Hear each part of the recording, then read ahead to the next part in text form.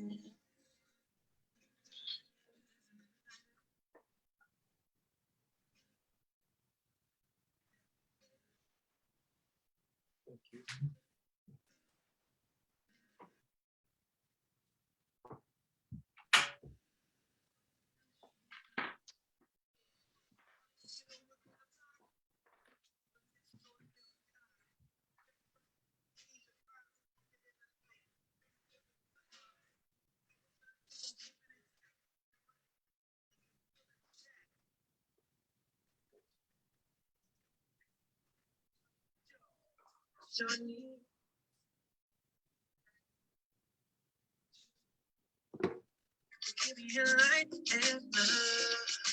coming on without a doubt. There's nothing you can do about Shawnee. Welcome to another episode of the Sharon with Shawnee Show. I am your host, Shawnee McElwain. I just said my last name because I was getting ready to say Shawnee B, and then Mika came on the screen and literally, I was like, hey, Mika, but I was already in mid, like, the whole opening. I was like in mid stride, and I need to really be mindful that I shouldn't get distracted. Mika, that was a wellness whisper a few weeks ago, and I still got distracted when you came on because your picture always looks like a movie, a music cover. Mm-hmm. How you living, yo? You're on mute. Sorry about that. It's all good. I'm okay. You're okay. Yeah, I'm okay. All right. It's been rough around here. I'm hanging in there. Well, you know what? You are always in my prayers. And so. Thank you. And, you know, in true Sharon with Shawnee fashion, I'm pretty sure that we will say something tonight that the show was made for you tonight. Okay. Well, I'm here and I'm open. And if no one else gets anything from it, I mean, because that's what has always happened since we started. Yeah. You're coming on the show, and then and it's always at the end of the year shows. Mm-hmm. Always at the end of the years. I was going back, you know how like Facebook puts the memories up, right? Mm-hmm. So right before the show, I was sharing with Alicia. I was like, because when we stayed at the library, when people hate when I say when I was homeless, but it wasn't my home. So I did have a place to live, but you know, I was doing the show from the library, and like we lived at the library because that's like we have Wi-Fi. People don't understand what homeless means. That's true. Homeless is not, just people living on the street. Right. So yeah, they actually get offended if you're not like living on the street. You're not homeless. Right. Actually, I am. I was living in the basement. So I was like, I was rocking the hashtag life in the basement for a long time. You remember? I do. I do. Right. So, and so Facebook reminded me, and then I shared it with Alicia, that when she was learning how to play chess at the library, like we had some really great life lessons in that library. I'm just going to shout out to the Dorothy Height, Bennett Heights Library in Northeast DC. I just want to tell you, like my kids learned chess. We learned about compassion. And we didn't know, we just called her Alicia's friend for like 3 weeks. We didn't know that it was pitiful. We didn't know the little girl's name. We just called her Alicia's friend, and she was so loud. Right. At the library. So, at the library, no less. And each one teach one, because Alicia was like, why are you so loud? We're in the library. So the post that came up in my memory today is when Alicia taught her how to get a library card, because she didn't even know that she could take the books home. How sweet. Right. So this was 2017. Mm-hmm. So that was 4 years ago. So Elysia was 8. She used to go by herself, the other little girl? Yes. Yeah. Oh, okay. Yeah. Didn't even Sounds know. like me. Yeah. I remember those days. And she's like, why you get all those books, Elysia? Like, I mean, she was so loud. Like, hear her? Like, she was just cute little girl, but was just like very loud. And she's like, Elysia's like, you can't talk above a whisper. But whispers are subjective. Everybody can't do it. Everybody can't whisper. I do know that.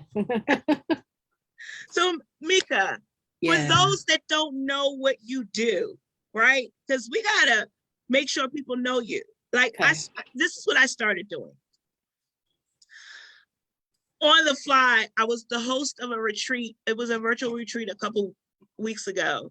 And I said, because I don't remember that cliche introduction of present to some and introduce to others. I always get it wrong in the moment. I always get it wrong. So I came up with my own. So I said, if you don't know who Reverend actually, I was like, if you don't know who she is, you need to know. So that's my whole point. So the people on social media, the people on Facebook, people that's going to hear this on the replay, I mean, even Bertram, people need to know who you are, Mika, so tell them. Okay, well, I'm Mika Fresh, the Wellness Whisperer. I am a psychotherapist, entrepreneur, mother, and wife. I help people totally transform their lives by introducing them to themselves, a better version of their self. I love it. And talk about your show. Okay. Yes. So I have a show, Ethereal People. It comes on Sundays on Instagram live. It's recorded and saved on there. So it's on the IGTV icon if you click it. We don't have any shows for December. We might do a Christmas-ish kind of show the week of Christmas. We'll see how that goes, because we're supposed to be like out of town. That's supposed to be like family time. But I'm thinking about bringing Halo on the show with me. Nice. So yeah, we'll see how she drives me absolutely bonkers. So we'll see how she does. She can't stay focused, right? Like I'll be like, hey, the camera is on and we're live, and she'll just be like, oh, we are? Yes, ma'am, we are. So we'll see how it goes. But the idea was to take December off and just kind of enjoy life and relax and reset before the new year. So I'll keep everybody posted. I also have a nonprofit called Halo Academy Inc., INC. And we do some wonderful things for the community, such as teaching them how to grow their own food, how to reconnect with nature, because nature is a part of health, right? And we also learn how to just rediscover some of those, luxuries of life that do not include electronic games, phones, things like that, So getting back outside, like flag football, getting your hands dirty, playing, having a good time. So that's what we do. Mika, you got like 2 more things. Well, I said entrepreneur, so right. All right, you talking about the juice bar? Yes, ma'am. Okay, I own a mobile juice bar called I'll Drink to That, Fountain of Juice. We're in the DMV. It is a boutique juice bar. It's all organic, all fresh, cold pressed. You don't want any other way, people, not from concentrate. And it's family owned, family operated. So, like a food truck, because everybody's like, well, how do you do mobile? It's like a food truck. Instead of fried foods, we have all the goodies. We have the smoothies, the juices, your plant-based items. We are for hire. People ask me that. Yes, we are for hire. We totally enjoy doing private parties, corporate events. There's several pictures up on the Instagram page. We have a good old time when we do it. And people that thought they didn't like juice or eating healthy were totally wrong after we leave their event. So I don't know what the last thing is. I'm not sure. I think I hit them all. Author, you got the children's book. It's okay, so I'm an author. Christmas is coming up. I mean, I need you to look. Yes. I have to write this down like on a little index card. You will, you do, because somebody did it to me many years ago. Yeah. And we have to advocate for this. Show has never been for me. I tell people, you know, the story of how I heard God tell me to do this show in the shower, and I didn't know anything about radio. This is when we were on radio. Didn't know anything about radio. And it's always been for the people. It's like FUBU. It's like the FUBU of black magic marketing, because I know how hard it is to market yourself. Yeah. Right? And to market yourself on a budget and to market yourself well. So, yes. I think budget would be a step up right now. Talk about Papaya's adventures. Yeah, Papaya's Splendid Adventure is my first baby, my first published book. It's about a little girl, a little African American girl that travels to, yes, it's fictional, but it's real fiction, if that makes sense. So nothing is really made up, you know, it's based on actual places and things and stuff like that. So the little girl gets to go on a trip with her mom to meet up with her dad. And she experiences things, you know, of another culture, another ethnicity. She gets to learn a lot of stuff. But basically the theme is about exploration, right? Not being afraid to explore and travel and to learn things. I am a firm believer that traveling can only enhance our human experience. Part 2 is slated to be ready at the end of spring 2022. So it should be like hot off the press at the very beginning of summer. Like the first day of summer, the book will be on sale. Awesome. Yeah. So it's a series. Trudy said, yes, Mika, we want all of it. There y'all have it. And how can people connect with you? Yeah, so Instagram is Meet Mika Fresh, MEET MIKA Fresh, very responsive. That way it's just a little bit easier. It's simplified. Yes. Every business has its own webpage. Papayas with an S, Splendid Adventure. So it'll be 2 S's. Papayas, splendidadventure.com. I'll drink to that. Juicebar.com, haloacademy.com, meetmikafresh.com. So we'll talk offline, but we got to simplify that even further. And like you need like Mika Fresh Enterprises, and then everything filters. Like a link tree or something. Yes, and then everything forwards out to the respective websites. So, okay. Because that's too much. Got it. I'm just money moves fast. Money moves fast, and if people can't, fast. if you make it too hard, somebody told me this a long time ago. If you make it too hard for people to spend money with you, they will spend their money somewhere else. Heard. So now I'm going to take the time out because I love you, but you know. You need the money that people don't know you. You need that money.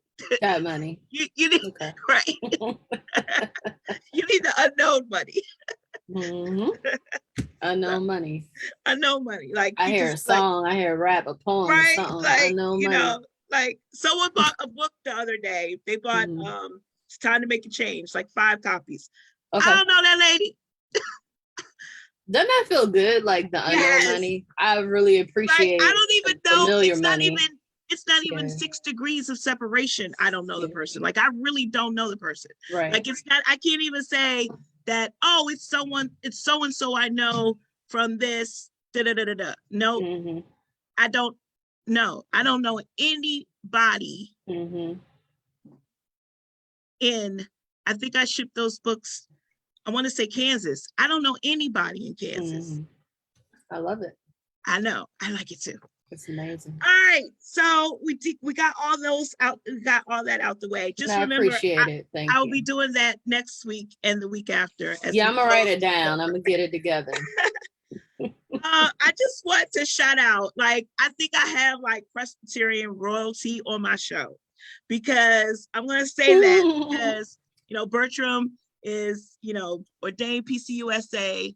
We work together at this nonprofit called Next Church. But like, there's people on that are watching because I tagged him and they've tuned in. And I just want to say, it ain't me. It's got to be him. And so going to get Bertram into the conversation in a minute with a more formal introduction. But I think Presbyterian royalty was just a really good one. I mean, it's a great intro. Anyway, I would beg to differ. I'm just a lowly servant in the house of the Lord. Don't be modest, Bertram. Don't be modest. But Mika, I don't remember the wellness whisper for last week. I didn't give one. We reviewed the No Leftover Love, but I didn't give one last week. I mean, it was right on time for Thanksgiving because I had a sermon called like God doesn't want your sloppy leftovers. No, but I didn't really use that on yesterday. Oh, I said that like the deacon did. I don't like when people do that. And then I did it on tomorrow. On tomorrow. I'm done. All right. So I'm going to introduce Bertram. Okay. But before I do that, do you have a wellness whisper for today? Yeah. So no unspoken love. What is unspoken love? Yeah. What is that? Unspoken love is the love you didn't talk about, the love you didn't share, the love you didn't say. We like to reserve that for funerals. I don't understand. I have no clue. And we're at the end of the year pretty much. I get very reflective in December, not on purpose. I think it just happens, probably influenced a lot by social media too. You see all those, it's the last quarter, what are you doing? Like all of this stuff that I think can cause some anxiety.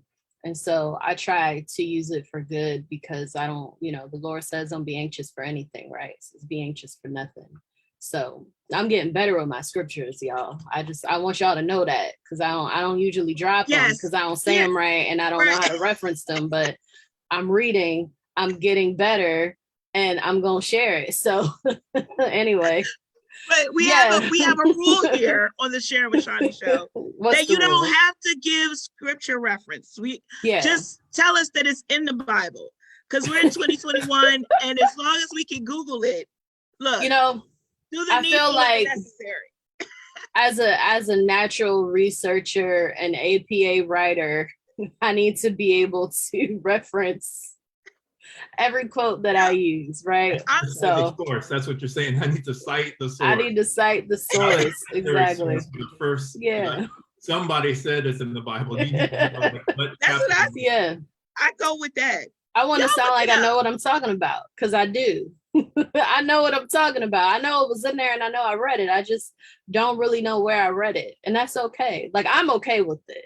But because I'm learning and I'm showing myself improve, I'm gonna share it, right? Like y'all gonna get all of it because I've been doing it. So anyway, yes, be anxious for nothing. So this time of the year, I was very intentional about, instead of, worrying about all the things that didn't go right, in the year and jumping ahead, because there is a difference. Like planning obviously is important, but I think sometimes social media can have you thinking you're not doing nothing right with your life.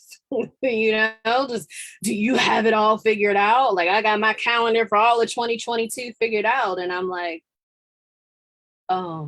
it's not January yet. I have no clue what I'm doing in 2 weeks from now.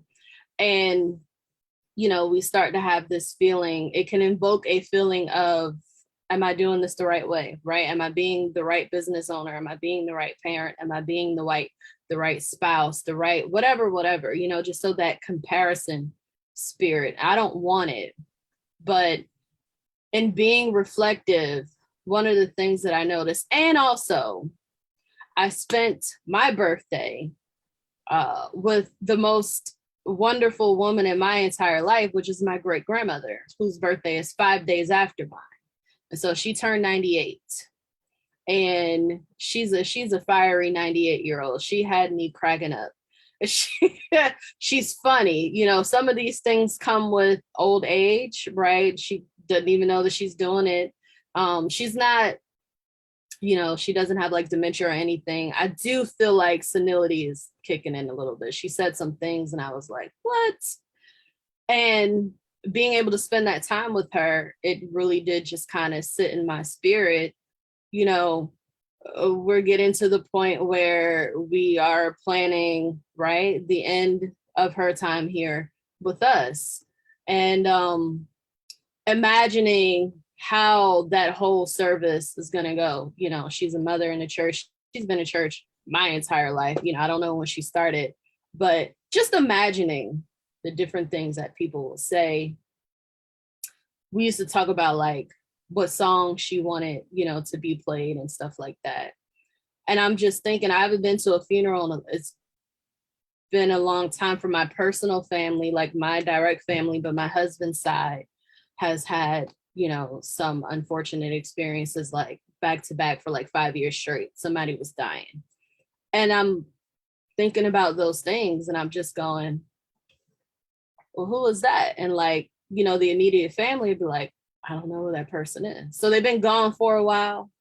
And these things that they're saying is probably based on some childhood memory, because they don't have recent ones because you haven't been here. You haven't been around, you haven't made yourself known. But even for the ones who are present, like, are we sharing our love? Are we telling our loved ones that we do love them, what we do appreciate about them? That favorite memory that we have, all these things, we reserve them for the funeral, for some silly anecdote to break up the melancholy. But why? Why do we do that?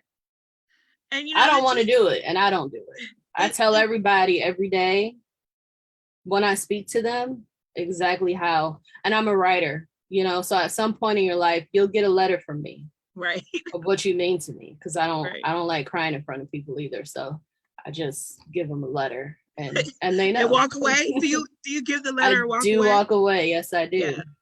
Yep. I get really emotional and very transparent because I'm a writer as well. So I totally understand that. So I'm gonna bring in Bertram because as luck, well, it's not luck. This is all the Holy Spirit. As the Holy Spirit would have it, Mika, Bertram is a campus chaplain. I love it. Right, wow. Right, exactly, right.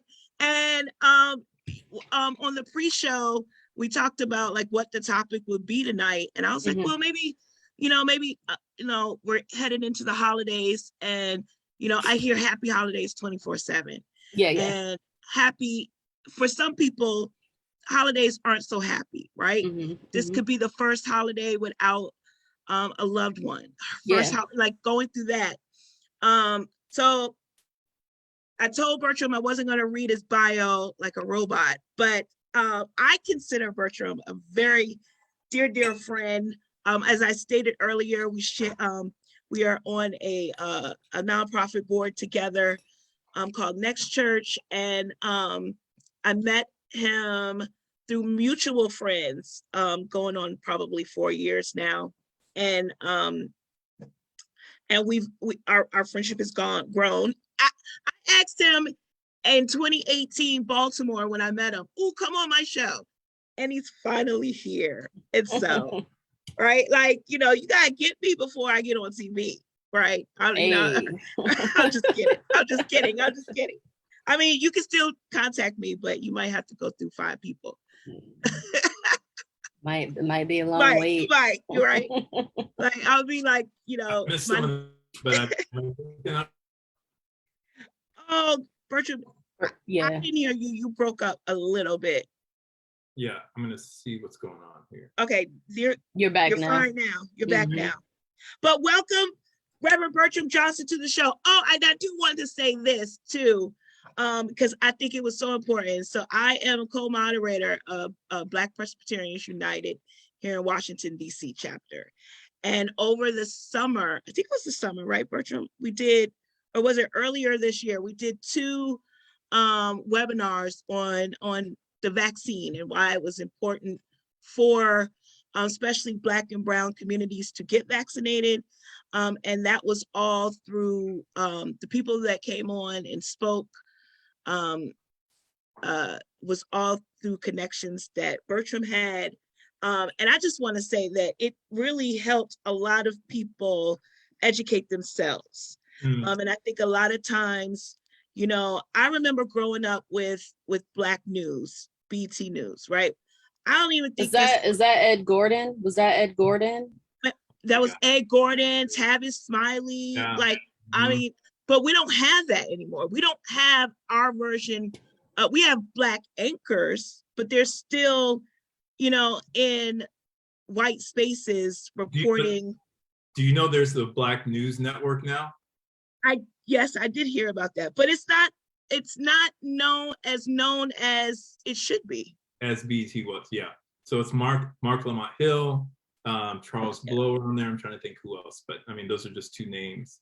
Right. It's slightly, and it's actually good. It's yeah. I've been trying to get to BET, but actually elevating the content. Right.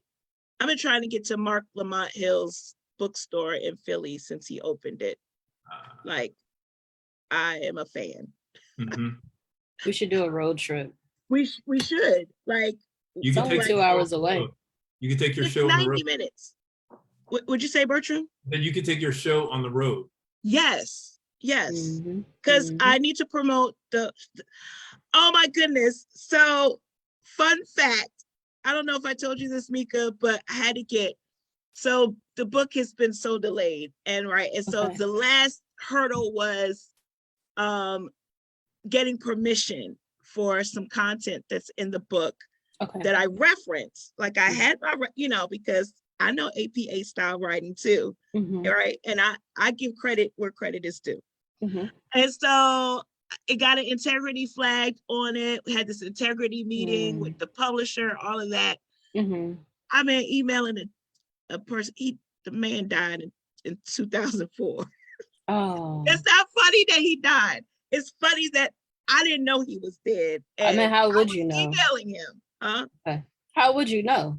I mean, I probably could have Googled, but like if I'm like, but it's neither here nor there.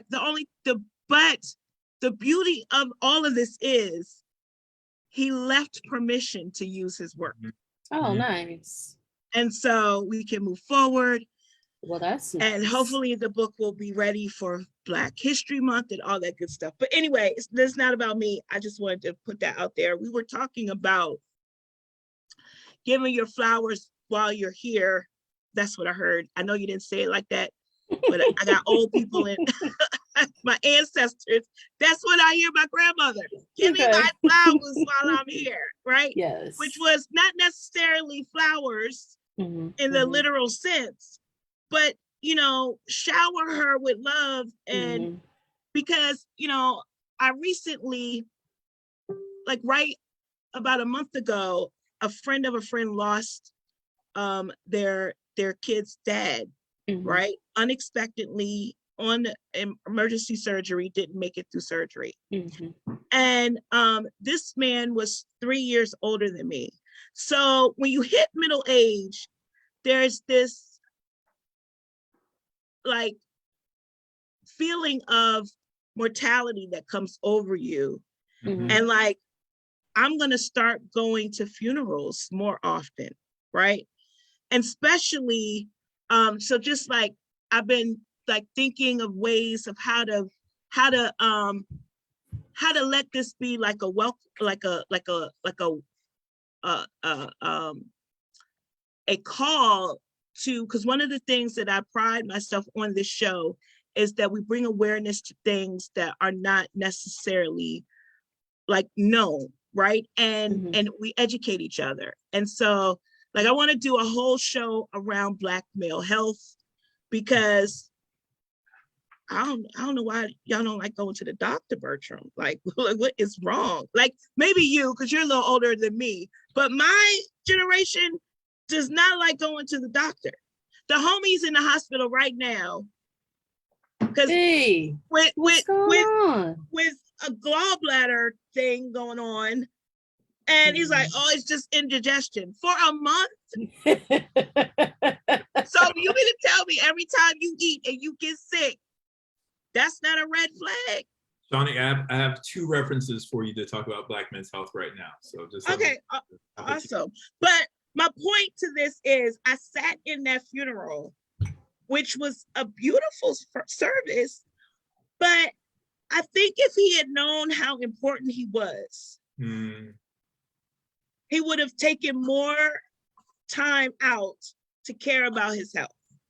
Because when you know that you matter, you'll do what it takes to stay around. Like if you really know, I don't know.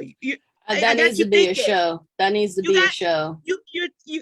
I see your brain was percolated, Mika, but I feel like if he had known how much all those people, what he mattered to them, and how he was the background in his eulogy. The friend that did his eulogy said, used this analogy of a football team, right? That their mom was the head coach, his older sister was the quarterback, and he blocked. He was the blocker. He made sure no one got near the family. And as he's telling this story, right, metaphorically, I'm picturing every encounter that I've had with him over the last 17 years. And I'm thinking, he was the blocker. He was the protector. But he didn't, I don't think we, so yeah, I definitely feel. And I was sitting up there too, and I made it about me thinking like, who would speak at my funeral? What would they say? I don't know. I have morbid thoughts like that sometimes. I don't want to. That's morbid. I think it's appropriate. How can you not be faced with death and think about your own mortality? Exactly. You want a funeral though? I don't want a funeral. My mom didn't want a funeral. That tore my family apart, child. Put me in the box, going about your business. It was still, I still had uncles that did not speak to me. Do you not want a remembrance? Like, do you not want people to come together? I can't get people to come to my birthday party. Why I want them to come to my funeral? I don't. Listen. I don't want to be buried either. Like, I want to be cremated. I was thinking about that too, but I will tell you this. Maybe because I'm extra, but like, I want a whole like 3-day, like, Aretha Franklin, like, right? Like Friday, it's just gonna be all music because I love music. And y'all know I can't dance, so I want everybody to dance. I want a choir. I want a choir that dances, right? A choir that dances like that. It looks like they're dancing with their robes, right? Okay. Right? All of it. Right. So you want the Pentecostal choir. And I'm not even Pentecostal, but yes, all night. You want. You know what you want. You're clear. Right. You better write. Saturday, like, I'm like, it's gonna be 3 days, right? Like, Trudy says she writing this down, by the way. She writing it down. Yeah. Like, I remember one of the elders of my church, when she passed away. So she was a Delta. It was a whole thing. She had a service for the Deltas because it was a whole ritual thing, right? And then I've been to a funeral where an usher passed away. That's a whole thing too. Like, did you know that there was like usher school? Yes. I didn't know the Deltas had a funeral mass though. Funeral rites. Yeah. Yes, it's a whole thing. Really? Yeah. I was like, And it was funny because Alicia had just became an usher. She's probably like 6. Mm-hmm. And she's like, am I going to learn how to do this? Bertram, do you want a funeral? I think I do. I mean, part of the thing that I love is bringing people together. Mm-hmm. And so even at my death, which I pray is, like long in the future, that it would be a time for people that I love to come together. So I love, like, I bring people together for my birthday. If there's any opportunity, I would be happy to have, people eat and have some music. And so, I mean, that I just got married like 2 years ago, and we had a wonderful wedding. Mm-hmm. And there was music and celebration, and weddings are expensive, and so we didn't have the capacity to invite everybody. Make ways to have as many people as possible. Mm-hmm.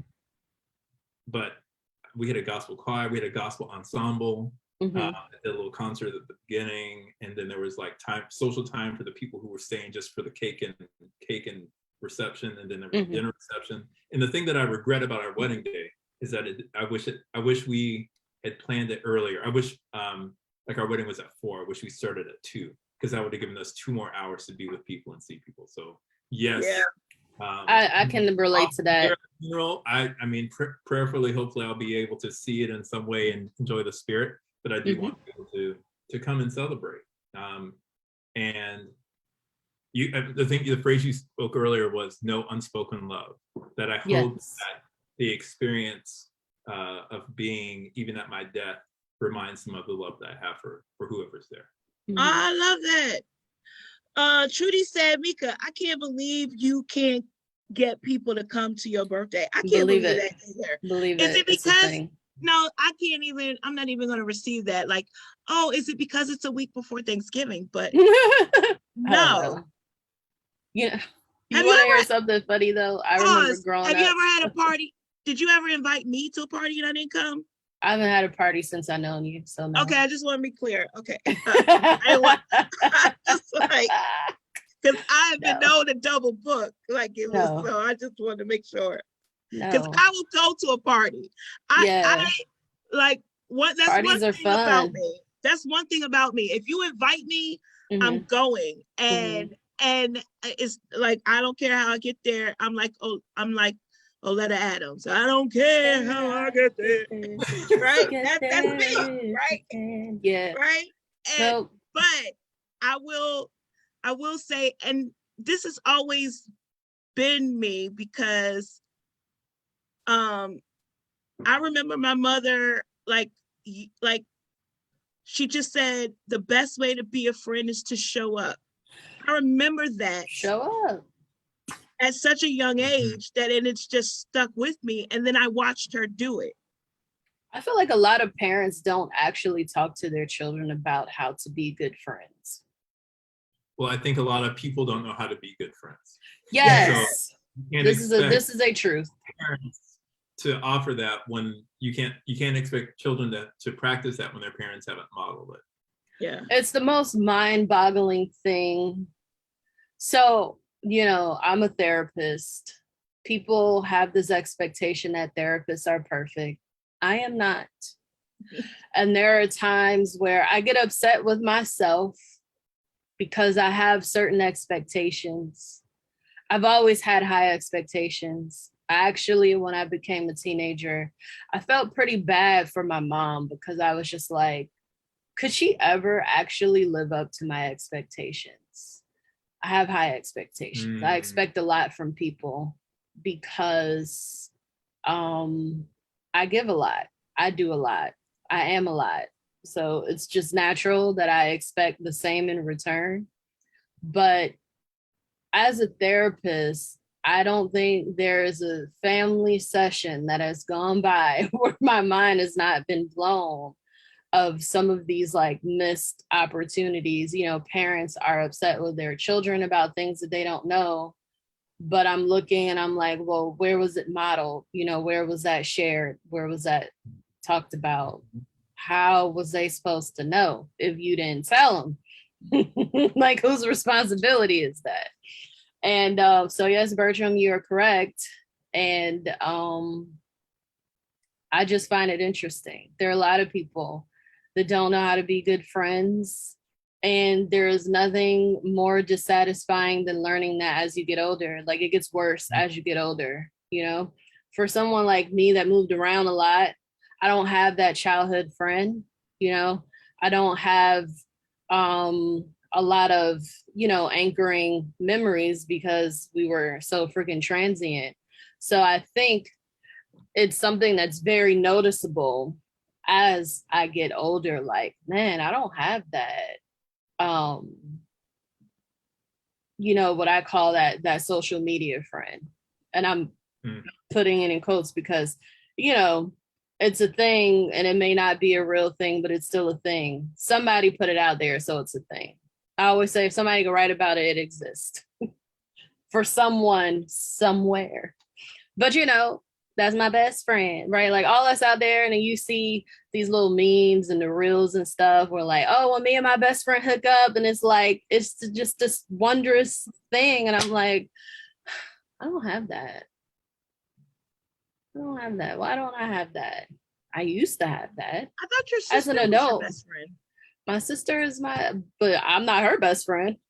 I'm pretty sure I'm not her best friend. I know her best friend. My sister is like my best friend. I have said that. I don't have an expectation for her to be my best friend because that's not her role. Her role is to just be my sister, not my best friend. You know what I'm saying? Like, I hope that's clear. I would never make her responsible to be my best friend. Let's just be honest, it's probably a lot of work. Being a friend is a lot of work. Being a good friend is even more work. Being a best friend is the most work. So it just, you know, I just feel like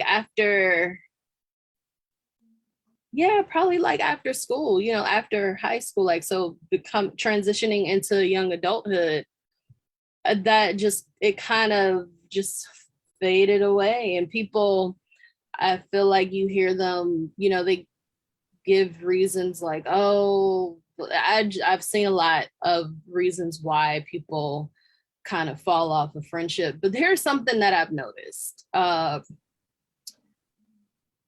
Because relationships in general, right, they require work. When you're missing proximity, it's almost like people don't even want to be bothered. You know, so like a lot of your best friends were your best friends because you either went to the same school or you lived in the same neighborhood, went to the same church, right? You're probably not best friends with somebody that was across the country or in another city or state, you know, somebody that you didn't have good access to. And so if it started off, you know, being close, as you grow and you evolve, if you're not putting in work for that relationship, then what's happening to it? You know, it's not getting attention. And by the time you become a full-fledged adult, you know, you have brought all these life things with you, and that relationship was over there just kind of hanging out for a little bit. What was, you know, what were we feeding it? It's like starving. You know, for me, so I have two friends that I've been friends with since second grade. See, that's lovely. And people always ask me, how are you still friends? I mean, that's a 40-year friendship. Okay, it's 39. I don't want to get in trouble. I was like, what? I don't want to get in trouble because every time I go up, they get mad and they're like, it's not 40 yet. I'm like, yeah. Stop adding years on my life that aren't there yet. Well, I was like, well, I was 6 when I met y'all, and I can't help it that my birthday is late. So anyway, for me, I can't speak for anyone else, but for me, what has been the quintessential reason I still have friends from second grade is that I don't expect anything from my friends. That's it. Like, I don't, there has been no unmet expectation because I've allowed them to grow and to become in the middle of the friendship. So when my friend became a mom, and and this happens a lot, especially with women, right? And you can't call your friend 24/7 because there's a baby there, right? Mm-hmm. When we started going into adult relationships, and I can't call I had to respect the fact that my friends lived with someone, or vice versa, or when they got married, or when they were going through divorce, because everything wasn't happening at the same time, or when I came back to Christ, right? Like all these things, right, were happening not at the same time, but kind of layered each other, and we allowed each other to grow into who they were becoming at that moment, right? And so now, a prime example, perfect example, not a prime example, good example of this has been my friend. I have a friend who, she always brings this up, and I'm like, why is that necessary that you're Republican and I'm not? Like, right? So we make that clear. She said, well, because you still love me and I don't get it. I said, well, that's 40 years of love that I'm not going to sacrifice just because you happen to be Republican, right? And I would hope that you would do the same for me, just because our political views are different, right? But at the end of the day, there's so much other common denominators that make us friends, that shouldn't make us not be friends, if that makes sense. So I'm challenging your Yes. term of I don't expect anything from my friends. I want you to know that. I'm challenging that because I don't believe that. Well, I mean, I hear your explanation of it, and I'm not equating that to equal no expectations. Well, I think, I don't put any expectation that I know can't be reached with my friends. If that makes sense. Like, I know who are you gonna call if you need to move a couch up to the 3rd floor. I know. So you have realistic expectations. I know who not to call. Mm-hmm. Who am I gonna call if I say I need prayer, and they're not gonna spend the first 20 minutes telling me why they need prayer? Oh, God. Right? Yeah. Because you got. No, I get it. So, but what I'm saying is, it's not realistic to say you don't have expectations of a friend. That's not a friendship at all. Because relationships are about, I'm not trying to nitpick. I want to be very, very clear. You have expectations. They're just very realistic. They're very appropriate. Yes. And they match the emotional intelligence that I know the friend can provide. Well, definitely. Heard. Bertram, I saw you it looked like you were in agreement with me. I mean, not that I need it, but I want to hear about it. Okay. I want to hear about it. No, absolutely. I am in agreement, because I think we do have expectations on our friends. And I mean, I lived in Seattle for 19 years, and I was 27 when I moved there, and 40, whatever it was 46 when I left, something like that. 26 and 46, 27 and 40. And I have a lot of friends who, from different sides of my life. I have church friends and theater friends and gay friends and friends who are more conservative and more quiet. And I know what I can get from each relationship. And so I don't necessarily ask friends who I know socially to be there in times of crisis or trial. Right. But the amazing thing for me is that some of the people who I didn't expect to show up for me in times of difficulty were the people who like blessed me in a way that I couldn't have imagined. Like when my dad died like 14 years ago. And so my whole community knew that. But I was really amazed at this person who doesn't profess, he's atheist, if not beyond. I don't know what that is. But he reached out to me and still shared me grace and care and compassion in the way that I would have never imagined, in some of the ways that my closer friends did not. And so So I think it's really just surrounding yourself with good people and being open to the love that they share. Mhm. Absolutely. And like I being said, open. this same, No, go ahead, Bertram. I'm sorry. and I'm gonna say, and this same person recently wrote me. He has a nephew who's interested in going to the divinity school, and connected me to this person, even though he has no stated religious practice of his own and has been somewhat hostile to it. He still like saw me in such a light that he was like, well, I want you to talk to this person to do this thing that I still don't agree with, but I think you're a good person to talk to about it. So that was and that those are God moments for me. And that's why I have always been open to any type of relationship that I feel like, I mean, where it was just like this, there was this connection. When I was accepting clients, I had a client, was working with her for 6 months, didn't even know she was atheist. She knew who I was because I profess who I serve on Facebook every day. And that's how she found me, was through Facebook. So she knew that I was a Christian. She knew that I was a faith-based entrepreneur. That's what I was calling myself back then. But anyway, and yet she still wanted to work with me, right? Didn't even know. We were on she had a whole speaking tour the summer of 2018. We were from Philly to Atlanta. I was with this woman for like 6 weeks, 8 weeks. And right before the contract was to end, it was temporary, she said, you've given me back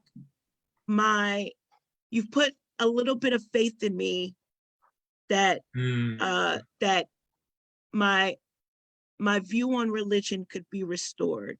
And I prayed to God for the first time in 7 years. Now, you can't tell me that God didn't do that. That's how I know God is real.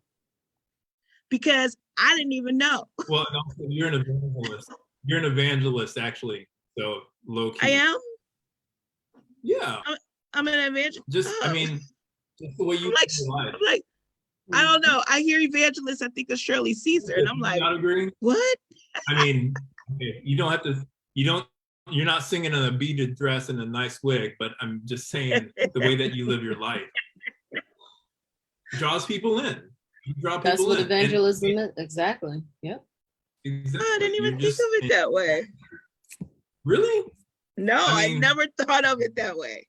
I think a lot of times we kind of lose focus on what these titles mean, right? They've been placed in this kind of a hierarchy. You know, you start off as missionary, you just kind of go up the ranks, but they're all different. They're different. They mean something different, right? So I appreciate that. You're a messenger, Sean, in the sense of like you're one who proclaims. He's got to repeat that. Why are you turning up your face? I didn't hear what you said. Can you say it again?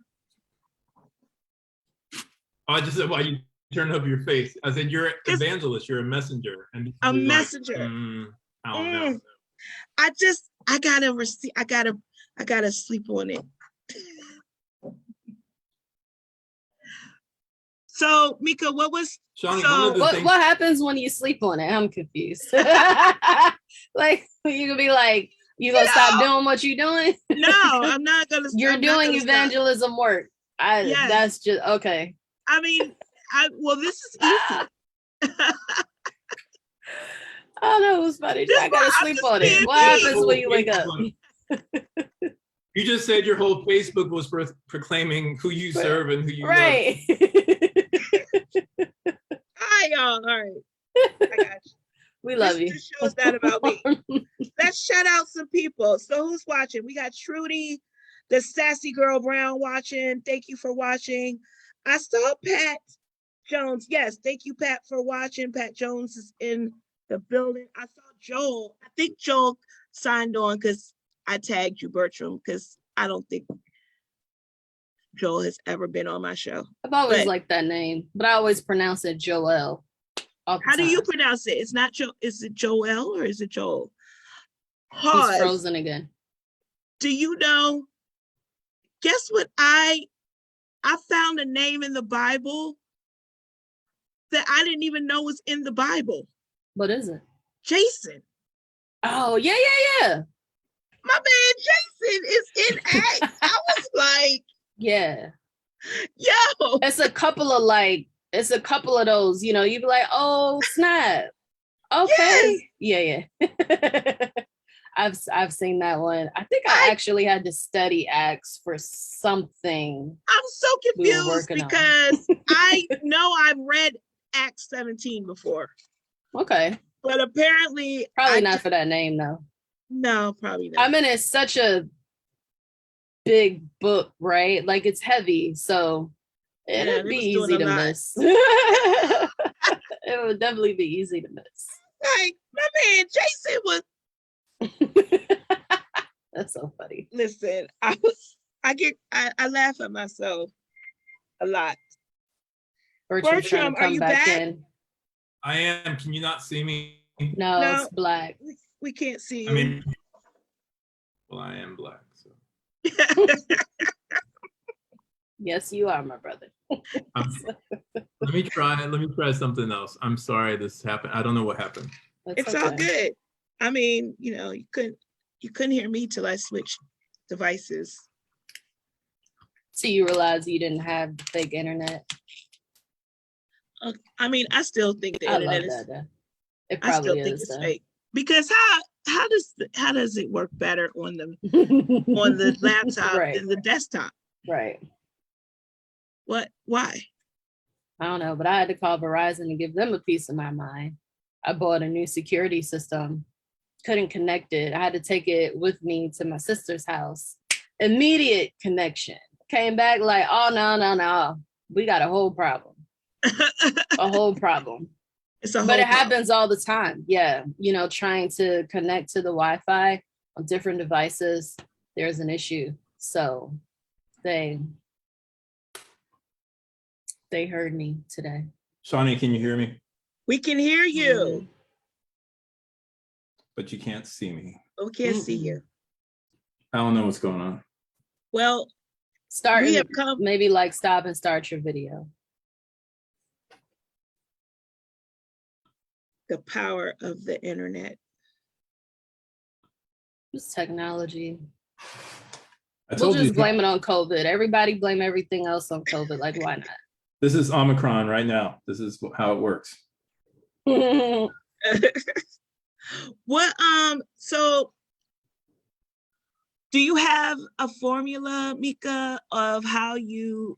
Okay, can you share the wellness whisper one more time? For no unspoken love. No unspoken love. So this is really about having agency over what you need and what you want, right? It's about not keeping how you feel a secret. Yes. Okay. I just feel like, what's the problem with telling people how you feel? Like, do you have feelings? Why do you think people don't want to hear that?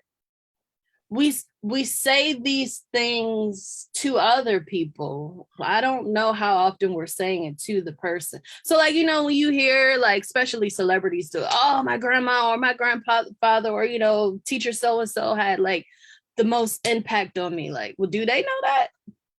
Like you said, that person that died, if he would have known how important he was, how valuable he was. Well, did any of those people ever tell him? They saying it at his funeral. Did they specifically and directly say those things to him? Right. I mean, just ask. I ask. I use questions as a form of therapy because I think it's very powerful. Oh, it's my whispers, like 90% of them are in the form of a question. Yeah. And that's very intentional. Yeah, and it helps because it causes people to think and pause. Exactly. So I asked my mom, do you know how much you mean to me? And I asked my grandmother, do you know how special you are to me? And she'll say, I do, but can you tell me again? Yes, grandma, sit on down. I'll gladly tell you again. Like, why not? You know, and then it's a form of communication. And who doesn't want to hear that? At my Sunday school class, we are learning about praise, how we honor God, right? And one of the questions that the lesson posed was, you know, how do you feel when somebody praises you? Can you imagine how the Creator feels when we praise him, right? And it's a very simple question. And I teach the little ones, you know, I teach the elementary age students. And first of all, getting them to understand what praise was. It was not an easy task, but they got it finally. And so, you know, they all have talents, and I mean, they're extremely talented and athletic. So I use that, you know, as a gateway to get in. So when you're doing all those backflips and somebody is standing up clapping at your show, you know, they're like, go get up. Yes, you're doing it. You look great. You look awesome. Oh my God, do that flip again. Woo! How do you feel? You know, a big old smile came across her face. And just like, I feel great. And I said, you want to keep doing it, don't like, you want to do like 5 more backflips, don't you? You know, she's like, yeah, like that feels amazing. All my hard work, somebody appreciates it. That's it right there. That feeling right there. If you could have it forever, wouldn't you want to? Right. So I feel like we rob people of that experience. It's not, I don't look at it as like particularly my duty, you know, but why wouldn't I? I want people to feel as good as I know they can feel from something as simple and free as paying a compliment or just sharing my own emotions. All right, so what did I miss? When I call you this week, yes, me explaining the whisper. I think we need to challenge people. I think this is a good. I don't think. Do you celebrate Advent, Mika? I have no clue what that is. So, well, I'll defer to the chapter. These are a lot of religious things, you know, that I don't know. I don't use certain terminologies. I probably do. I just don't know. I mean, and that's fine. I have an Advent calendar. Okay. So that's Advent. That's Advent. It's a countdown to Christmas. Right. That's exactly what I'm counting down because I'm excited. I'm sure there's a reason behind it, but I don't know. But okay, so Bertram, could you share enlighten me? Yes. Like what does Advent mean to you?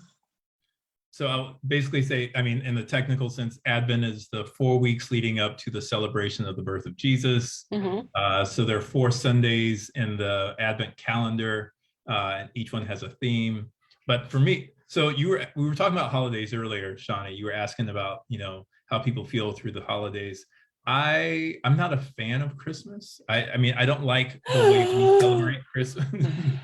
No, it's shocking, right? I don't like the way that we celebrate Christmas in this country. It feels more about capitalism and the consumption of things and people, and all the things. All the things. Yeah, I was in a restaurant 2 weeks ago. Yeah, 2 weeks ago, and they had. This was a week before Thanksgiving. They mm-hmm. had Christmas decorations up, playing all Christmas music mm-hmm. while we were eating our Thai food, and I was like, "This has nothing to do with Christmas for me. These remakes of All I Want for Christmas." There was mm-hmm. nothing joyful in it for me. I do personally enjoy the celebration of the belief of hope and life and transformation and liberation coming. Yes, in our that's why I love participation in that. And so that's what Advent means, coming. So okay. I celebrate Advent in that sense. And honestly, it feels like after. I mean, I think some people probably experienced it this last week, that after the holiday, the next day feels like a letdown. It feels like a disappointment. It feels sort of blah. It feels sort of empty. And so I try not to put my hope into the consumption of the things, mm-hmm. but looking at how I want to live my life through this season of transformation, and we're all in a season of transformation. I love what you just said. The day after the holiday feels like a letdown. I feel like I experienced that. So I think I shared on the show before. In 2011, my mom converted to Islam. And so that year, Christmas was like horrible. It was so bad. Christmas is my absolute favorite holiday. It has nothing to do with gifts ever. Because first of all, I didn't grow up, getting gifts like that. And when you were asking me about my birthday, Shawnee, like, is it because it's so close to Christmas? I started laughing because I remember, this is more of, just because of we were poor, but I remember hearing like, for your birthday, you can only get one gift because it's so close to Christmas. And I used to be like, it's more than a month away. Like you got like 3 more checks before Christmas and my birthday, right? But like mama just ain't have it. She didn't want to say that. And so it was just, hey, you get one gift on your birthday and the rest is Christmas.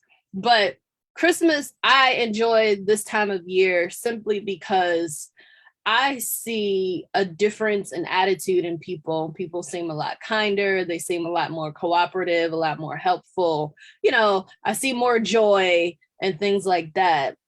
I decided I don't want gifts for Christmas. I don't want gifts because it's not what it's about. But I realized as a whole adult too, the one time on Christmas I didn't get what I asked for, I was very disappointed. I was like, why y'all ask me then? If you wasn't gonna put it up under the tree, why'd you ask me? And then I was just like, wow, you sound like a 5-year-old. I was like, I had a whole therapeutic moment, but I was like, you know what? It's actually not important, right? Because the people in my life give me gifts, throughout the year. Actually, I give people gifts all the time. It's kind of my love language, right? Like I'm a gift giver. I don't need a special occasion. I am the special occasion. I know that's Christmas, right. I don't want any Christmas gifts. And because I don't want that feeling. I want to focus on the true breezing for the season, as Kirk Franklin said. Oh, yes, I will never forget the year that I will preference this. I was very young, but I was a whole grown woman and married and had like a 4-month-old baby and really like. And I asked for a navy blue pea coat, and the coat that was in that box was not what my whole only child. Came out. Like it was not even. I feel really bad looking at my 25-year-old self. Like that. You gonna give him an apology? No, it's never too late to apologize, just so you know. Ever. No, I mean, he all right. All right, good. It's okay. I was so mad. And I remember my girlfriend was like, I said, it's not a pea coat. It was this, first of all, it was bright. No, it was this dingy tan brown. And it had zippers. My pea coat was double-breasted and it was all buttons. It didn't have zippers. Yeah. I sent you a picture. Really? You had one job. Really? Yeah.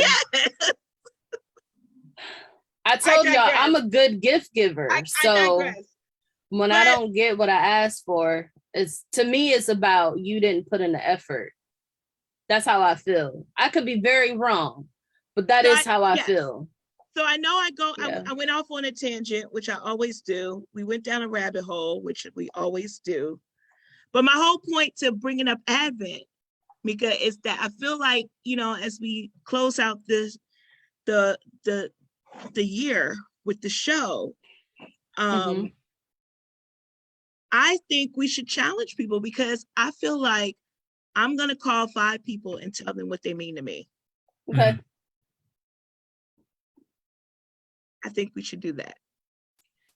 Now, don't get all emotional when I call you this week. No, don't you get all. I'm not crying. You are. Yeah, I already know I'm a cry. I cry on commercials. Did you see the Facebook portal commercial where the woman comes and she's like, I bought you this so you can get to know your granddaughter. Your grandchild, yeah. She was adopted. And she adopts this like 7-year-old, right? And the mom is like getting to talk to her. She's real shy. And at the last 10 seconds, she says, Okay, bye, Grandma. And she said, you called me Grandma. I lost it. I did see that one. I cry on commercials. I cry on Lifetime holiday movies, even though I know the ending. I'm a big crybaby. People don't know that about me, but I am. I don't like it. I don't like crying in front of people. I try to act like I'm not crying. What's the challenge with crying in front of someone? Don't ask me that therapeutic question, Bertram. I don't know. I'll just be honest. I don't know. I don't want to think about it either because it'll probably make me cry. Are you willing to look at it? Are you willing to look at it? Yeah. I don't know what it is. No, I don't think it's a sign of weakness either. I think I just don't like it. I don't know. I don't know.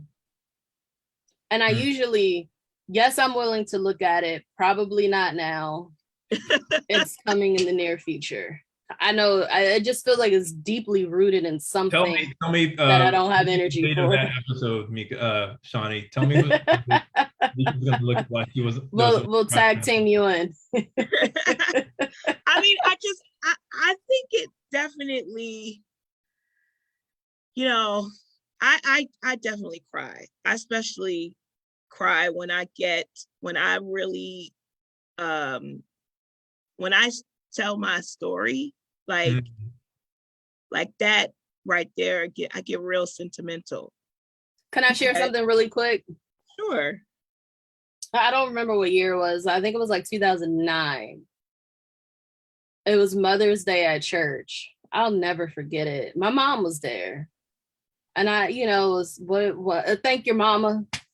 Mm-hmm. I couldn't even get through it. Mommy, I love you. Thank you. Oh God, thank you for me. Yeah, like I remember like feeling I just felt like I felt hot, like my skin literally felt hot. I felt like everybody was staring at me crying versus what I was saying. I never did it again. I never did it again. I was like, mm-mm. When people say they got the Holy Ghost? Mm-hmm. I never get the Holy Ghost where like I'm shout. I think because I don't know how to dance, but I always. You don't have to know.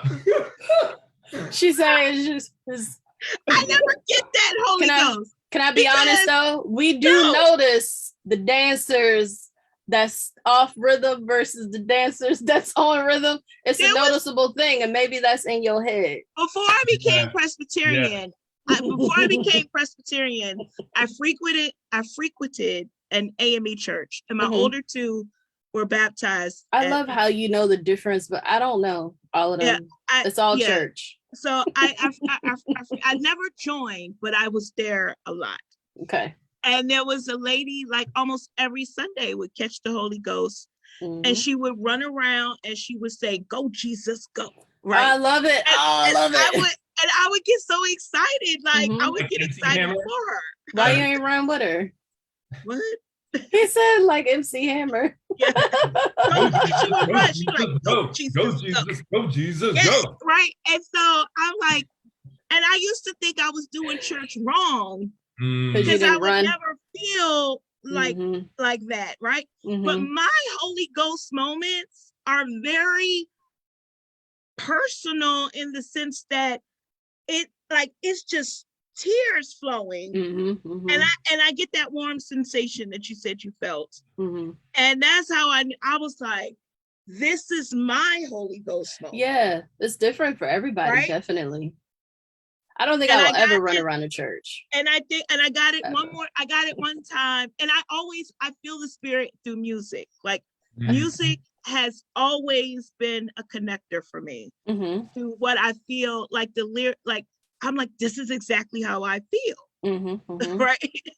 Because because I love words, and right? So definitely. So I think it happened like one time preaching, and then I mean, where I don't remember what I didn't preach what was on the paper. Yeah. Okay. But it doesn't have to be I mean, your experience of the Holy Spirit is your experience of the Holy Spirit. Right. Yes. It doesn't need to look like somebody else's. And I think Definitely. in This some is- some church traditions, we were saying, if you haven't had this experience, then you really don't know the Holy Ghost. Isn't that Yes. horrible? Yes, it is horrible. I think that's a horrible thing to say. I don't think there are ill intentions when it is said, but I would love for that to not be said anymore. Yeah. Right. It's confusing and misleading. It It really is. is. And it'll have you thinking you ain't really saved, right? You don't Right. really have the Spirit because you haven't Right. had that particular experience. Yeah, that's not okay. It's We not- need to start undoing some of these things. And that's expecting God to show up in a particular way, the same way over and over again. Yes, Right. And so exactly. someone is shouting on Sunday, maybe that's, I mean, maybe it is the Spirit. I don't want to discount what's happening in them, but also Right. maybe it's, I don't want to say performative, but it's something other than what's true in the moment. But it could be. I don't want to discount nobody. So, I totally agree with all of that. so. Yes. I love this show. I was like, Bertram oh got my to come back goodness. on, and not in Yes. 3 years, okay? You Yes, didn't speak much. I We feel don't like let you speak much. I was You're- watching the show. You I were was like a "Oh, whole, yeah, really good." you were a whole spectator. I feel really bad. Like, Well, because there was so much rarely- Mika. I and mean, we Mika and rarely Shawnee, there get- was so much richness in it. I was like, oh, I just want That's to what learn. everybody Mika, I will said. tell you this. So, so I work as a chaplain now, but I have a MSW, and I want to apply to the state to get my license to go into therapeutic practice. And I realized, like, my behavior, my tendency is to sit back and, in some settings, to sit back and listen. And I think I got caught up in that. But I'm the same way. I'm the same way. I do it all the time. And my friends are like, ew, stop. I'm so sorry. Just it's a natural thing. That's why I always say, like, I didn't choose to be a therapist. I've been like this my entire life. I was a 7-year-old asking. And so what did you get from that experience? I'm not even lying to y'all. This is how I am. And I'm glad you didn't take offense to me saying, like, I don't know. That's your truth. That's your But truth. I felt it going there, and I'm just like, I don't have the energy for that. I don't have the energy for that. But yeah, it's a thing that has existed. One of the things I loved about meeting you is that I'm getting exposed to more and more Black therapists. Yes. And It's that's not enough of really us. rich to me. Mhm. And it feels like an affirmation of the steps that I need to take so that I can be Hey, healing. well, my job is done. Well, especially Black Thank men therapists. We need more of y'all. We need so, more. so much. Yes. But y'all need to pray that the state of New York approves me to take this test so I can take this test and I can. Okay. State of well, Listen, while we're doing prayer requests, then, because I got to take mine, okay? So we're going to pray for Bertram. We're going to pray for Mika. Taking the all test, right? passing the test first time. Yes, That's the take goal. it, pass it. Let's keep doing work. Mhm. Yes. For real. And these tests are ridiculous. I will go on my soapbox and say that. These tests are by no means any measurement of any knowledge and experience that we have gained. I think they're pure crap.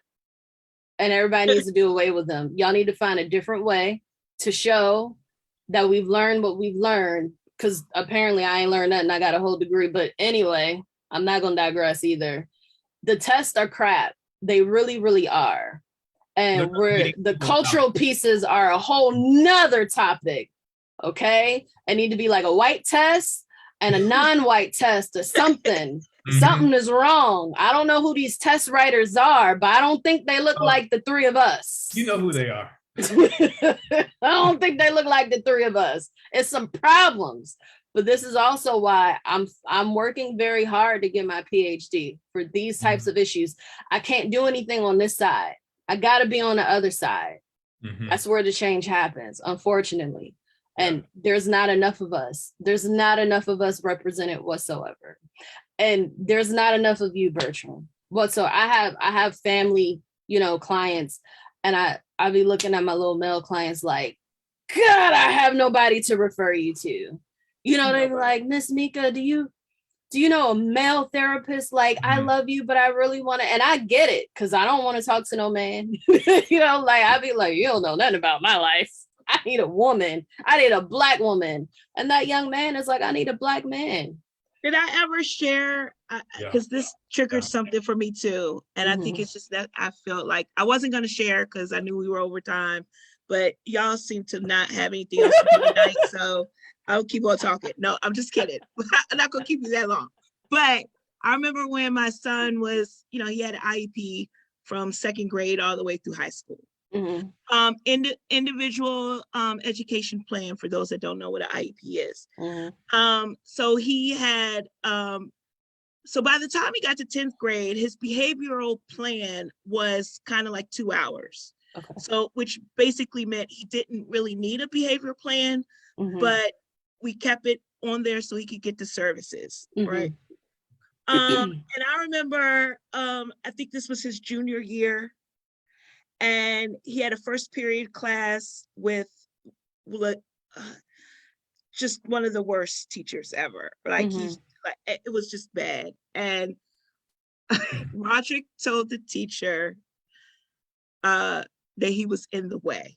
Right now, that is it's just a slang for it. It could be considered maybe like rude or whatever. Nevertheless, the teacher said that Roderick displayed aggression and malfeasance. There we go. Right? And I had to look up the word malfeasance. Malfeasance. Because I never heard that word before. It, with my HBCU background. And I was like, a social deviant. Like, I was just so, man, I went in there like fully arsenal, right? Because what we're not going to do is try to like, so I've experienced how the system is set up to send my child automatically discount him, right? Before he even becomes a man. Criminalize him. Right? And you put it in a report. Right? You put it in a report. So there's a written documentation of that my son doesn't know how to handle social situations, right? And we got around the room, and so there's so Roderick has his own advocate. I have a parent advocate. Then there's other teachers that were part of creating the report. This was the only teacher that talked about his aggression, right? And I was so grateful that Roderick's therapist was an ally in the sense that she said, I've been working with Roderick for 2 years. I've never seen this aggression. Could you give me the context? And when he could not explain, right? He couldn't explain why he wrote it, like what it was. He says, well, and so then he said, I have my notes here, and he's pulling out his notes, and he's like telling us the date it happened, the time it happened, and that he asked Roderick why something about why he didn't he only completed part of the assignment, right? And he said, are you and he basically shamed him in front of the class, right? He shamed Roderick in front of class. The class started like he told a inappropriate joke. The class laughed, and Roderick's response to that was, "Man, you in the way," right? Which was clearly, I mean, that's what kids say, because he could have said some other stuff, but he was like, right. But the fact that he didn't know what that meant. Right. That's why the teacher wrote that, because he admitted that he didn't know what in the way meant. I'm like, well, you need to get. So he assumed the worst. He assumed the worst, right? And I was just like, that was at that moment that I was like, there needs to be some language and cultural training. That's why I have my ears to the street, because they come in here with the slang. I don't know what it means, and I don't want to assume. So I want to be a hip mother. And I think teachers need to be hip too. And I like to say on that note, I feel that this is why it's important to be who you are. I tell people all the time, with me, what you see is what you get. The way I'm speaking to you is the way that I speak to my pastor, the way I speak to my grandmother, the way I speak to my mother, my clients, my daughter, whomever. There is a reason for, I don't know how to be any other way, first of all, but I am intentional. You know, I'm always going to be respectful. That's the first thing. But I am intentional that, you know, when I walk into a room, you clearly see who I am. Okay. So assumptions come along with that. You know, I tell people all the time, I carry this Black woman everywhere that I go. And I'm very aware that there are, you know, judgments and assumptions that go along with that.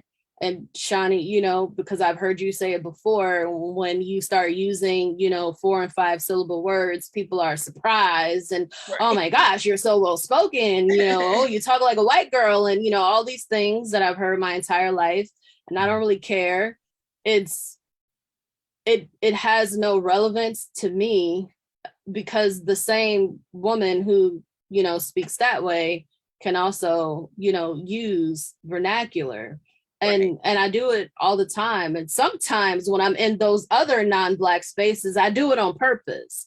And the reason I do it on purpose is because they're not attuned, right? They have no clue what some of these things mean. And so for you to automatically assume aggression because you don't know what a word means, but or is it because it came out of this young Black man's mouth? Right? Because I'm curious, if somebody else would have said that, would you have said the same thing? Right. But I use, you know, I'm going to be casual, right? And friendly in front of the doctor that's teaching my course. Why? Because this is who I am. Right. And this is the community that you're in. So you need to be familiar with it. Right. So you're not always scared and anxious and wondering, oh my gosh, why are they speaking this way? Because that's who they are. And that's how they feel. And if they're comfortable enough to be themselves around you, like, that's a good thing. You know what I'm saying?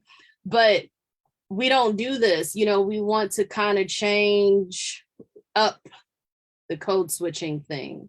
Right. When we go into different arenas, I refuse to do it. Well, I refuse to do it. This generation is not code switching. I don't think we should. Ain't nobody code switching for us. At all. It is no dressing. No, they're not. Except I don't think it's necessary. Or miss me. It's like that's what it is. Yeah, I don't think it's necessary. Again, I do think there are some things that are respectful and disrespectful, regardless of how you do or do not say it, but they're very different, right? Yeah. They're very different. So we can be clear on that part. Then everything else, I think I welcome it. When my clients come in, they be like, you know, they say, I have 2 words that are not allowed in session. Other than that, be who you are, because in order to have a therapeutic moment, you definitely need to be who you are and not be sitting there anxious about hiding who you are. You can't get what you came here to get. Mm-hmm. So it's important that you come as you need to be. I love that. What were you going to say, Bertram? No, I think one of the things I love about this generation, like, is that they're holding on to Black spaces and they're creating Black spaces. Yes. Be their full self. And I mean, I know y'all are in DC, and I lived in DC for a year right out of college. One of the things I love about DC is how unapologetically Black it is, even in the changes that have happened in the last 20, 30 years. Mm-hmm. People in DC, there's a sense of Black identity and community within DC that I love, and I feel like it's unique that you don't see it in other places in the country. Like, I live in Brooklyn, which is a different thing, but Brooklyn is like, you know, a whole city. Right. DC, well, yes, because it's just such a small geographic region. Mm-hmm. But I think, like, teenagers, people in their 20s now, have been taught that it's okay to be Black in a way that we weren't socialized. I would say I wasn't socialized. Me neither. And like, I was taught it in my house, but not really to go out in public with it. Mm-hmm. Like, it was just so strange. But I agree with that reference of DC, because when that Metro PCS store was playing go-go, And it was like, no, stop playing that music. It's not even music. Pause. Right. Music Wow. to us. I saw that. Right? What you're not gonna do. These It's things that get like- said are so dismissive and Like, discounting. what you're My not gonna do gosh. is take away go-go with mumbo sauce. You bet. In DC, like how you Like, even decide to, If you come here, you need to do your research. I'm just trying to tell people. Right. If you're gonna live in the district, you need to know what's happening. and why are you bothered? Why are you so bothered? That's my question. Why are you so bothered? Because you Okay. don't know. You're bothered of the unknown. I talked about that yesterday of when I was preaching. I was talking about letting go of the fact that you don't know everything. Mm. I don't know how it was received, but It probably wasn't. Nobody wants, seriously, like there are a lot of people that don't appreciate being told that they don't know everything. And that is not me being facetious. That is a very real statement. You'd be like, what do you mean I don't know everything? What I just say. I mean, we That have is to the be lifelong learners. That is the experience of the church, though. I mean, it's just simply to walk by faith and not by what we know. Exactly. Hello. The practice of religion that we've grown so accustomed to in this country is about clarity, and like this thing fits in this box and this person is over here. Boxes. Yes. That's labels and categories. That is not what Jesus taught at all. Woo. We need to get back to that. What did he teach? What did he teach? What did he teach? That's the name of the next sermon, Shawnee. What did he teach? He taught Sunday. I'm gonna go with that. God and the person who's unlike us. The person, Unlike us. The person that we say is socially outcast is the one who actually who resembles the face of God, who's going to teach us what the realm or the kingdom of God looks like. So. Yeah. Hello. Trudy said that's a word. Yes, it is. I thank y'all for rocking with us for over an hour. I feel like a manifestation coming on, Mika, because we get into these great conversations. Mm-hmm. And, I don't know what 2022 is going to have for us. I like Bertram. I appreciate him. He's just kind of cool and debonair. I have a question. I don't want to get off. Do you have a handlebar mustache? Yes. Oh my God. For a few months now, I've had it. I love it. I do. I was like, I can't really, the angles with the there it is. We always done. We always have great energy when men come on the show, but I don't know why men don't. We need more. We do. Yeah. Your side, we don't get to hear your side often. I got references. I got names for you, Shawnee. Yes, send me 10. Drop them. I don't know if you remember this. I don't know if you remember this, but Denise, our mutual friend Denise had said that you, Carlton, and Alonzo needed to start a podcast. And Kevin, there are four of us. Yeah, the brothers Johnson. The brother Johnsons, and I'm still waiting. I'll be your producer. Pandemic and our technical support got knocked out. But no, it's been but it was right around the pandemic time. So I remember, but I was sitting at home waiting for something new to watch. I know I said you're an evangelist earlier, but I was thinking about this, and I was thinking about this before the show began, actually, that one of the things I appreciate about you is that you are a visionary. And I think you have many gifts and skills. And I say, maybe it's visionary and evangelist, but you have this notion of how do I make things happen and how do you live into your fullest life? And I think part of that is the work that you're doing as a preacher, because that is what you're doing. You may not consider yourself a pastor, but you are preaching and you're proclaiming a gospel. Your writing work, your coaching work, the podcast, the Zoom, the Facebook Live, all the things you're doing is bringing about healing and transformation in the world. And I always respect you for the work that you do. Oh, yes. Thank you. Well, he told you how he really felt. He did. I ain't crying though. I ain't crying. You are. No unspoken love. No unspoken love. Thank you, Mika. Thank you, Bertram, for coming on. Trudy said, ministering God's word. We've got 2 shows left, Mika. All right. Final countdown. I'm gonna fall asleep for like the rest of the year after that. Okay, I'm so tired. I'm not gonna lie, I'm a little tired too. I'm just tired. It ain't the show. I'm just tired. I think we did 47 shows this year. I gotta count. We did. It was more than usual. Yes. Yes, it was. I think we had like 3 weeks off for the summer. I'm like, we're going back in August. Yeah. I have nothing else to do. Yeah. And Mika, I want to try that juice bar. What was that, Bertram? I was saying to Mika, I want to try that juice truck. Yes, sir. Yes, sir. Do you run year round? Summertime. Okay. Yeah, summertime. Could I you take bring it out special for spring? We'll take special orders. Yeah, if y'all hire us, we sure do. Okay. I mean, we for hire all year. Let me be clear on that. We are for hire all year. Yeah, but when go we out. stage is in the summer. Yeah, spring and summer. Yep.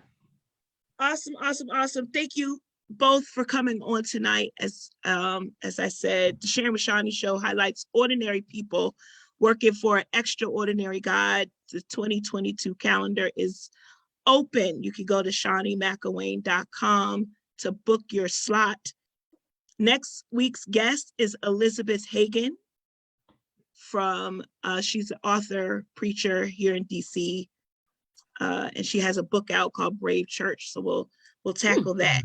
So I don't want to I just had to say this because when I first started, a lot of my guests were white women because that's who was hiring me to speak at their churches. Mm-hmm. So that's who I was meeting along the trail. So, and then it kind of morphed. My people found me and, they stuck with me. Right? So now it's like, I can't get white women to come back on the show. I'm actually kind of excited that we have a white woman coming. She's not afraid to talk to us because, we've gotten too Black. That was one of. Did somebody give you that piece of feedback? Yes. Really? I feel like I might be disappointed in myself then, because I'm always Black. I confused y'all. I'm so sorry. Maybe because they didn't see us. Maybe because we wasn't on. We was on the radio. Mm-hmm. But I mean, yeah, that's okay. Yeah. So too Black probably means that you're not centering whiteness. Yes, and you know it, like and you know it. It's that the people at the cell phone store like, no, that don't feel right. They don't feel comfortable. I don't understand it. I don't get it. I don't like it. It's not music.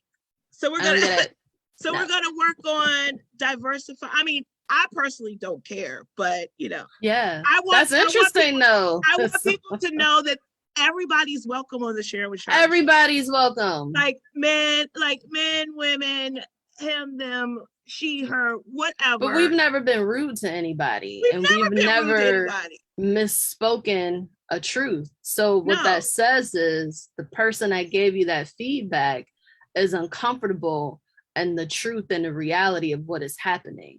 Yeah. That part. That's all right. I'll still pray for you. Right. And we've never had any I don't know what I was getting ready to say. Because we ain't like that. So I ain't worried. Yeah. Well, it's like the Toni Morrison quote where she said racism is a distraction. Oh yeah.